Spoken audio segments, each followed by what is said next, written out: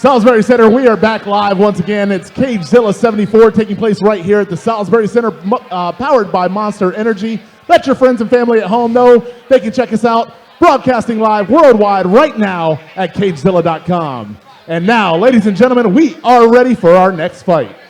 Making his way to the cage and fighting out of the red corner, it's Shane Marshall. Yeah, we lost our boy Charles again because now he's back in the coaching position, this time for his guy Shane. We saw Shane fight. The last time I was actually here, I saw Shane fight. He's very gritty, very durable. You know, he's very relentless, especially with his takedowns. And with people like Charles and his great coaching staff on his team, you know his jiu-jitsu is legit. Absolutely. He suffered his first loss at CageZilla 7-2 when he lost a close decision to the current champion, Evan Stevens. So let's see if he comes back and he's fixed a lot of those holes in his game. Yeah, and that was a very close fight, you know. And Evan Stevens, man, that dude was a straight legit badass, you know. So and they had a very close fight with that. It's one of those things where I feel like, you know, if they fight a couple more times, you know, it might go the other way. So it's not a loss that I think he could hang his head on. Absolutely, absolutely. Yeah, you can always go back and fix your mistakes and come back. That's the game we play, you know? Like, that's what we do. Yeah, that's why we have beer matches. It's one of those things where I even try to stress to the younger guys, especially the guys at the amateurs, you know, of course, everybody wants to win. We always want to win. But it's one of those things, you know, getting the actual experience means a lot more than the fight sometimes. 100%. And your amateur career goes away. No one's going to remember that. Exactly. You know, this is where we learn. Back to Chris. And his opponent, making his way to the cage and fighting out of the blue corner, it's Daniel Moreno. Now, at 8-1 in the amateurs. Now, how many amateurs fights did you have? 10. 10. So, around what time did you start thinking, okay, it's time for me to make that next step? We had a we have a subset. You know, it's 10 is basically the set amount that we had planned. We usually do that for most of our fighters. So I knew after that point we would push that pro contract. Yeah. When you start seeing people with like 8-1, 9-1, 7-2, 8-2, around then you start saying like, okay, this guy might be looking to make the next leap. Yes. So the fact that Shane at 2-1 is taking this fight against someone that's 8-1, I'm very, very interested to see what kind of skill set that Daniel is bringing into the cage. Yeah, he's coming in very experienced as an amateur. So let's see how he can. Push possibly that next step. Now, normally Daniel fights at 170. So it's not even like this is at 185. This is a big change between 170 and 205. So I don't know exactly what causes. Is this I'm no longer trying to get in shape type of weight change, or is this I just got in the gym and started bulking up type of weight change? Because a 2 weight class jump is quite extreme. It is very extreme. It was either pre-planned or they had someone fall out in between, and he's filling in for someone else, and he just went to cookout. Now the last time Daniel was here was in 2012. So this is his return back to CageZilla, and at a brand new weight class, man. We'll see. Hopefully the power translates from welterweight to 205, because I know those big boys throw a bit different. That's definitely something that can be worrisome for those guys going up in weight class. You've been carrying that weight your whole life. Those bigger guys, they hold it on. They're cutting down. So we'll see. And back to you, Chris. Ladies and gentlemen, this bout is scheduled for 3 3-minute rounds in the CageZilla light heavyweight division. It is brought to you by our friend Mike Pignoni, the defense attorney of Northern Virginia, and Southland Insulators, insulation expertise that you can count on. And now, starting out, fighting out of the red corner, standing 6 foot tall and weighing in at 205 pounds, fighting out of district martial arts with a record of 2 wins and 1 defeat, it's Shane Marshall.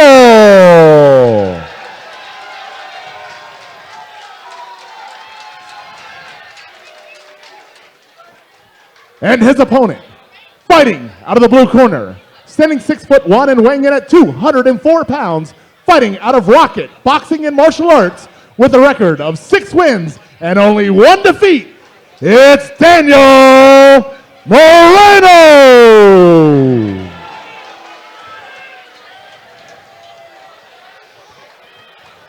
Once again, ladies and gentlemen, this bout is scheduled for 3 3-minute rounds in the CageZilla light heavyweight division. It is brought to you by Mike Pignoni and Southland Insulators, and your referee is Gabriel Balajit. Now, coming off an 11-year layoff for Daniel, like, man, this is the beginning of a brand new career. Yeah, that is very interesting, and we're going to see where the conditioning is as well. So that's what I have to think of when we see a guy going up in weight class like that. And it also worries me a little bit. If you went undefeated and then your last fight was a bad KO loss, hopefully it was not something that was just health-wise that kept him away. Right. And now you're back in here at the age of 38. Last time you was 27, now you're 38. You're facing another 28-year-old young gun, trying to see if you can still get in the mix. Nice clinch right away, double unders, and pulls him straight down.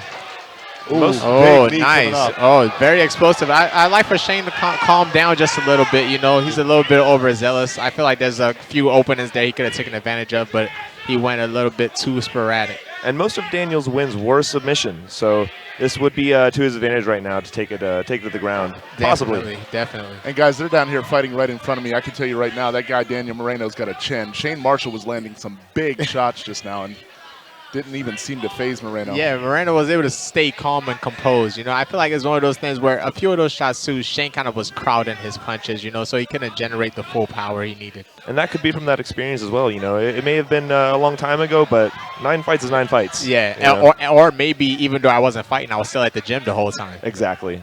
These 11 years off was 11 years of hard training.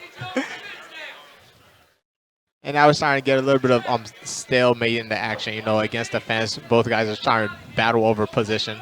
And right here is where the arms start burning. You're able to calm down a little bit, but if you're trying to win the positional battles, it's still a lot of cardio. Oh, great attempt at a foot sweep by Shane. Yeah, you can see Shane is now taking some deep breaths from that initial onslaught he tried putting on Daniel. And Daniel is still looking for little shots to fire in here. He's landed little short shots to the eyes. He's able to land his knees a few times, and they might not look like much to the people at home, but trust me, those matter drastically. They count. It does not take a lot to rattle your jaw. You don't need a lot of space. Even it's just one of those things. I had a fight with Alex Caceres, and against the fence, he literally just hit me with the ridge of his glove to my eyeball, and I couldn't see for like the rest of the round.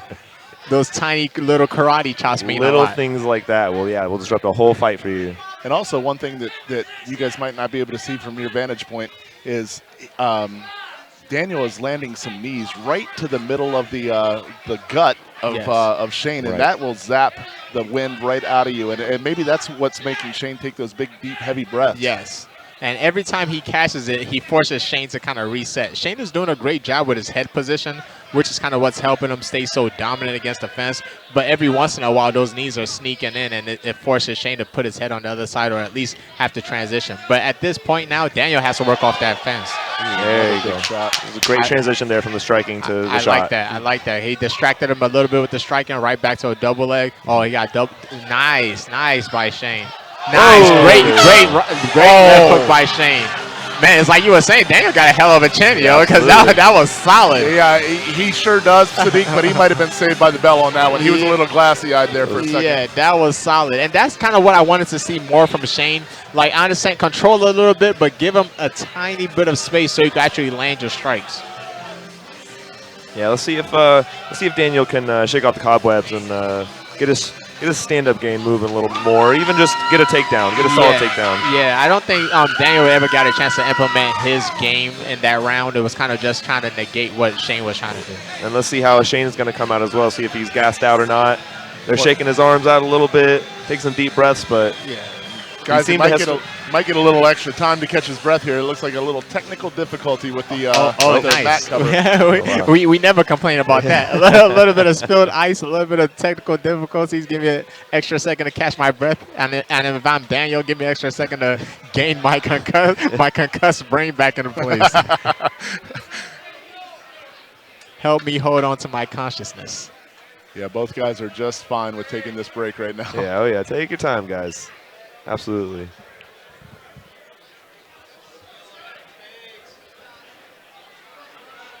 This is a new one. I feel like the actual cage came off. I've been doing this for a long time, and I've never seen that. I've never seen that. Yeah, this is a brand new one here. And now the officials are trying to get both guys to switch corners, because although the fight isn't happening, you can't be getting coached, because now you're getting extra coaching times in between reps from both guys. Great call by the ref. Mike Dolman, best in the business.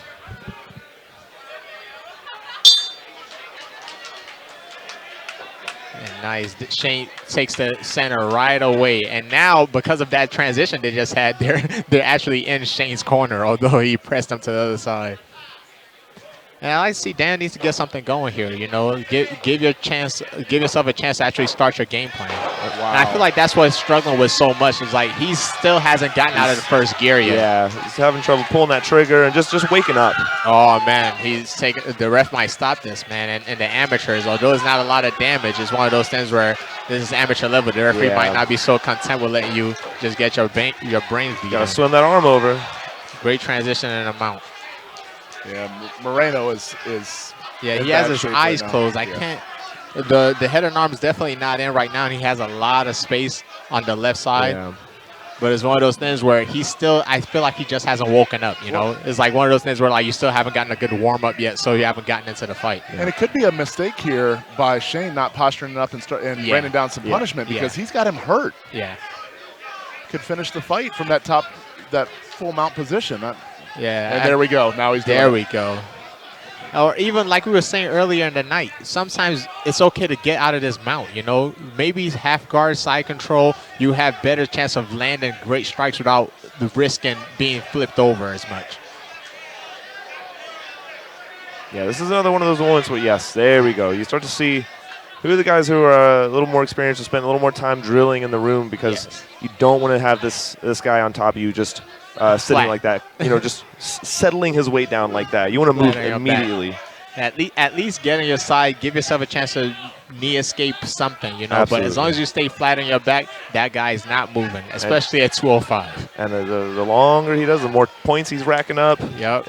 And the more you start stressing out.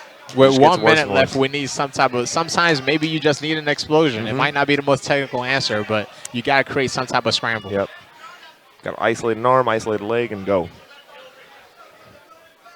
And Daniel is still flat on his back. And like you were saying earlier, Shane, I feel like Shane is kind of missing an opportunity right now to kind of finish the fight. Yeah, and so Sadiq, I think we see that a lot in the amateur level. Guys get content with just being in a dominant position and not really doing anything. Yep. And you know, I think knowing more tricks of the trade and coming up with more creative ways to finish a fight happens obviously later in your career. But if I'm him, I'm trying to finish this fight from that dominant position. It's just not happening. Yeah. And with 15 seconds left, you know, it might be one of those things where it's like, okay, I've already won the round. Let me just make it out of here. Right.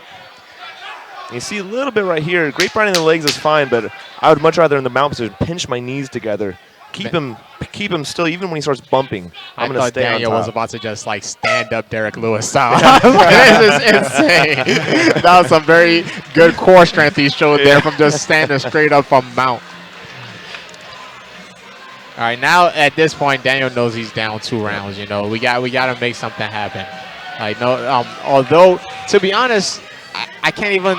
It's hard to gauge what to say to him because we haven't gotten a chance to actually see his fighting style. You know, he hasn't gotten into the actual fight. He's still kind of stuck on the warm-up room. Yeah, he definitely hasn't been able to open up, and he just threw his mouthpiece down. You definitely don't want to see that. And that would be a motivation builder if I was on the other side of the cage. 100%. There's nothing better being on the other side than seeing your opponent gasping for air. You know, no matter how tired you are, it gives you just that extra boost. It's like all your energy just comes from it nowhere. That's when I stand up. I'm ready. Unfortunately, Shane can't focus on anything except Charles Dejisco in his ear right now. And as we were saying before, Daniel's body language doesn't necessarily look the part of I'm still ready to fight, you know. Well, I'll tell you what, if you would have just seen Charles's face and the way he was yelling, you would have thought Shane was losing this fight. You know, it's one of those things. He probably just wants, hey, we want full domination. You know, let's look for a finish. He might not have been happy with the way the round ended with just holding mount. You know, he probably wants him to finish the fight. And to be honest, he was kind of in this position in the beginning of the last round. I think if he stays here and just keeps punching, the referee might stop the fight. Let's not necessarily be so contemplative to like passing the mount. You know, I know jiu-jitsu kind of like brainwashes us into thinking because it's 4 points. So everybody wants to do what you do in jiu-jitsu to gain more points. But in MMA, there are no points. You know, sometimes you have to focus on the position that will actually inflict damage over to the position that's working for control. Absolutely. Oh, here we go. There we Beautiful go. And now we There we got to are. finish. And a Oh, quick there we battle, go. of course. And that was one of those stories where I feel like Daniel was kind of just ready to get out of here. You know, Shane just has to give him a reason. But 11-year layoff, you know, you got your feet back into the water. You know, it's a great way to start. You didn't take a crazy amount of damage. You got to the third round, and it's all good. Yeah, he dipped his toe and saw where he was, and you know, maybe we'll see him again. Maybe he'll go back and you know make some changes, and we're gonna see the last little sequence here. Yeah, and it's just a traditional. This is the second one we've seen in the night, a head and arm. You know, straight from mount, transition to a head and arm, quick finish. Especially in the third round where you're already tired, your opponent's gasping for air. It doesn't take that much to shut that blood off. Yeah, it really doesn't. Yeah. And I find that sometimes it's just a strange feeling. In fights, and at the gym, you could hold on to a choke for 10 seconds before they tap or pass out. But in a fight, as soon as you grab onto the choke in like 3 seconds, it's almost over. It is very quick. You're already stressed out, breathing heavily from all the strikes. Those taps come quick a lot of times because of that.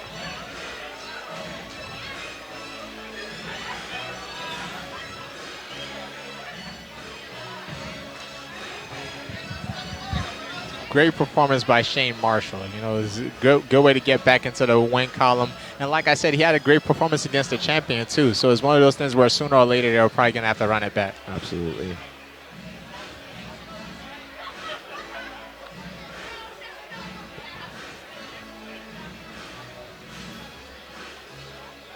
And now we take it back to Chris.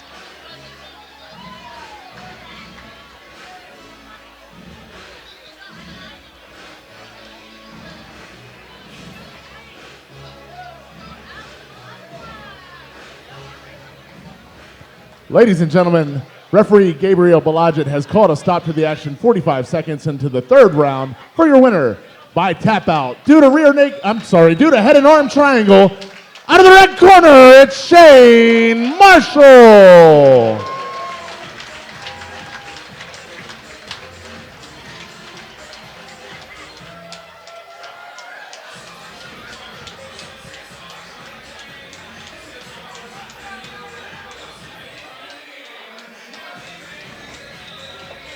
Yeah, and to be honest, this is another one of those things where I feel like it's just a small adjustment that Shane made from his last fight. I feel like his last fight, sometimes when he got into those positions to get his takedowns, he stayed there a bit too long. This time we did see him fight against the fence a little bit, but every once in a while, he'll give himself space to work his strikes, and then after that, switch right back to the double. This is the fun part of being a part of the local community like this. You get to see these guys and their amateur career learn and grow as they go. Yeah. All right, take it to the break.